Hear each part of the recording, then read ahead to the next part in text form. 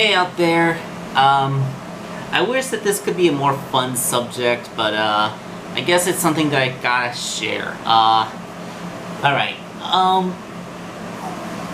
One of my coworkers tested positive for the coronavirus, and two of us worked the same shift that day, so everyone who worked that shift is being told to isolate for 2 weeks. So, my payment for the rest of the shifts I was scheduled for is comped, and well, that's the situation. I just got myself tested. I should get the results back in a few days to find out whether I'm also positive or not. The point of contamination would have been last Saturday, and I can tell you that as of right now, I'm feeling perfectly fine. I have no symptoms, none of the coughing, fever, lightheadedness, none of that stuff.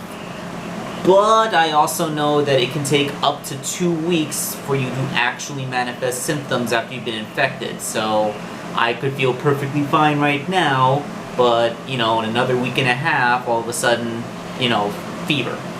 So, yeah, that's the situation. Now, I work as the greeter.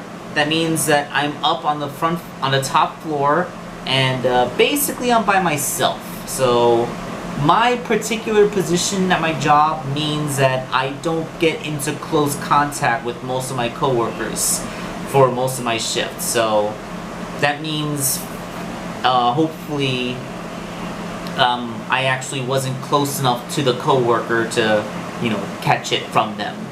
And no, I don't know which coworker had it because,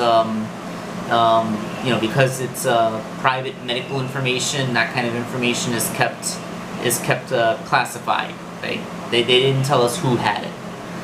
But yeah, that's the situation.